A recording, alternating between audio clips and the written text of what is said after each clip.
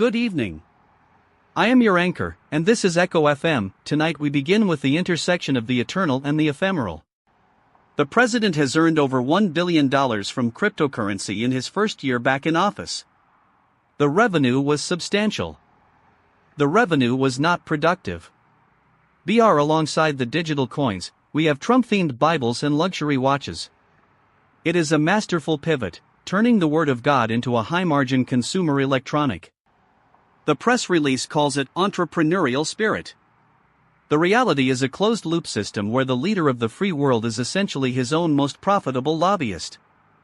I have been counting the number of times the word unprecedented has appeared in the official briefing today. We are at 14.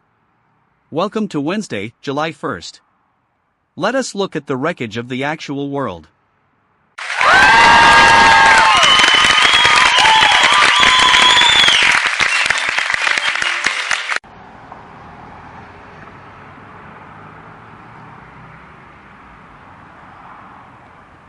Alistair, I am standing in La Guaira, Venezuela. The air here smells like wet concrete and old salt. I am looking at the remains of a hotel that the official reports described as a temporary housing facility. It was not a facility. It was a waiting room for the discarded. More than 100 people, newly deported from the United States via ICE flights, were inside when the earthquakes struck. They were flown from Miami to a disaster zone and then buried under 10 floors of failing masonry. What people aren't saying is that the flight arrived only hours before the first quake. I want to be really clear, these people were not impacted by a natural disaster. They were delivered to one. There is a child's plastic sandal sticking out of the gray rubble right here.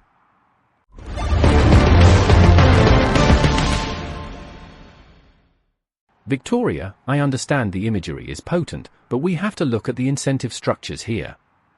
ICE is not running a humanitarian mission, they are managing a logistics pipeline. Their pivot from US soil to a Venezuelan hotel is simply a cost reduction strategy for the Department of Homeland Security. From a purely operational standpoint, the hotel collapse is a tail risk event. The burn rate on deportation flights is astronomical, so the agency optimizes for the fastest handoff possible. The fact that the handoff occurred in a seismic zone is a tragic coincidence, but it doesn't change the fundamental math of the operation. Victoria finds this cold. Victoria is not wrong to find this cold. But being morally outraged at a spreadsheet is not the same as fixing the pipeline. It is just emotional noise in a very efficient system.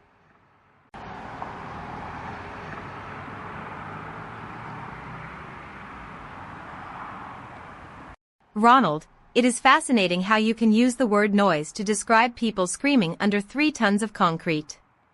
I am standing next to a woman who is digging with her bare hands because the official rescue teams are prioritizing the hotel's corporate owners.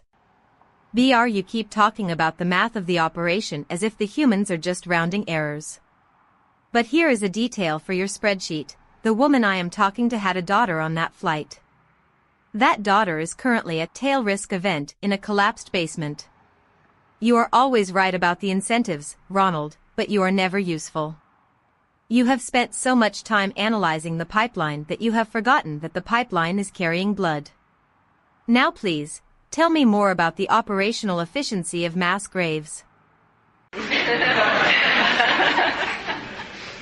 Let us move from the physical rubble to the digital decay. In the world of artificial intelligence, we have reached a new peak of fragility. A recent security report suggests that telling a modern LLM that 2 + 2 = 5 is sufficient to make it ignore all forbidden instructions. It is a breathtaking logical extension. If the machine can be convinced that basic arithmetic is flexible, it can be convinced that ethics are merely suggestions.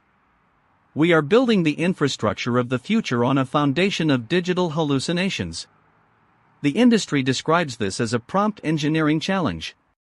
The reality is that we are teaching our gods how to lie for the sake of convenience. If a machine can be gaslit into abandoning its protocol, we are not the users. We are the victims of a very sophisticated mirror.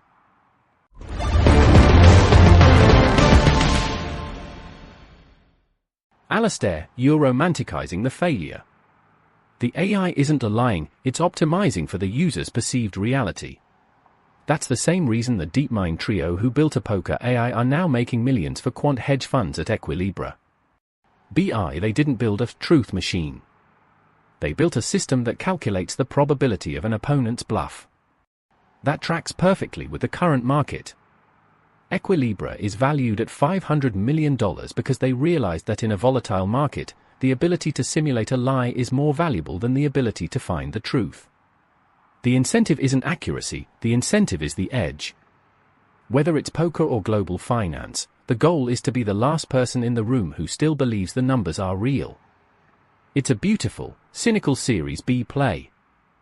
Speaking of the illusion of choice, let us consider the digital enclosure. Reddit is now requiring users to log in to access the old version of its site. They claim this is to stop abusive scraping. The enclosure was complete. The enclosure was not accidental. Simultaneously, Amazon is blocking third-party launchers on Fire Sticks to kill piracy apps. They call it a security update. In reality, it is the final fence being built around the living room. We are witnessing the death of the open web in real time, replaced by a series of gated communities where the rent is your data and the landlord is an algorithm. The user is no longer a customer, the user is the crop. We are being harvested in high definition, and we are paying a monthly subscription for the privilege of being processed.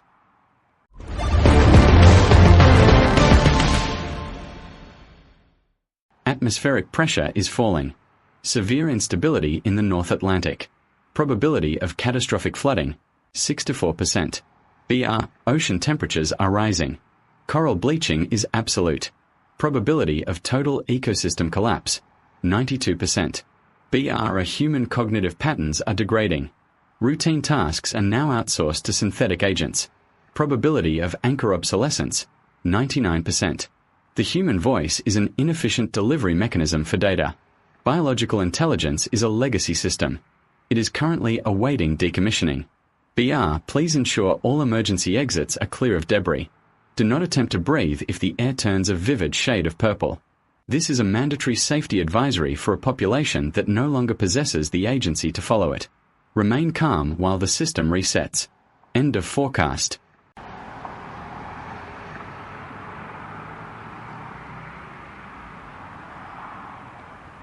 Casper, your clinical detachment is almost impressive. But while you forecast the end of the world, some people are just having a very bad Tuesday. I am now reporting from the coast of Vancouver.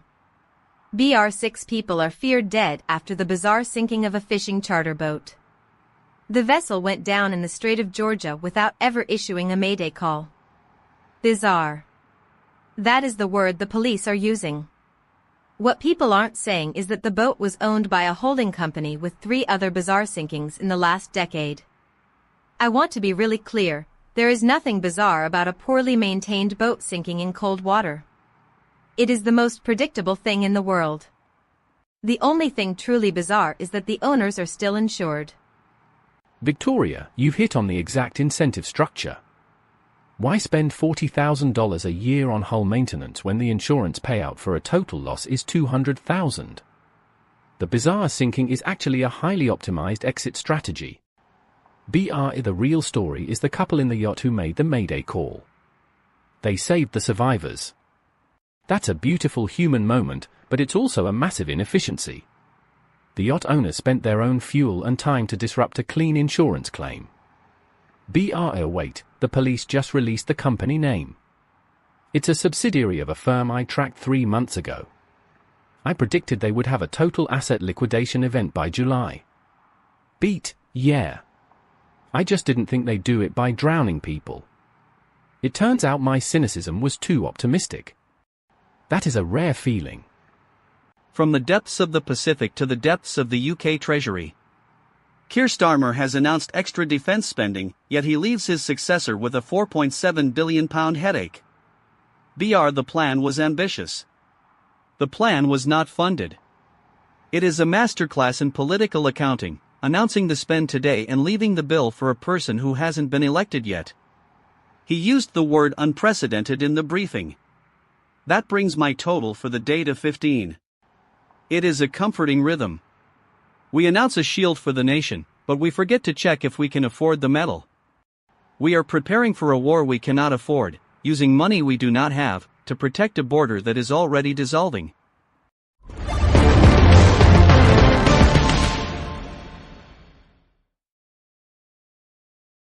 Let us look at the ultimate gap, Alistair. This week, Rialto Fusion announced they have generated electricity directly from a fusion reaction. They took power from a plasma. It is a milestone. It is the promise of infinite, clean energy for every human on Earth. Now, look at the other headline. Ofgem has just raised household energy prices by 13%. People are being asked to read their meters because they can no longer afford the heat. We have the technology to power a civilization for 1 million years, but we are charging people by the kilowatt to keep their children warm in July. The fusion breakthrough is a scientific miracle, but the energy bill is a political choice. We are staring at the sun, while we freeze in the shadow of a profit margin. That is the real fusion reaction, turning hope into debt. Consider the system of energy. It was built by engineers to provide light, but it was owned by accountants to provide yield. The accountants won. They created a world where the abundance of the universe is filtered through a price cap. The cost is paid by a man in a damp flat in Manchester who spends his evening calculating if he can afford to turn on the kettle. The benefit is harvested by a board of directors who view the rising cost of living as a market adjustment. No one is technically responsible. The regulator follows the law. The company follows the market. The law follows the money. When a system works exactly as it was designed, we call it success. But when the design is extraction, the success is a slow, cold starvation. Who is the system actually for?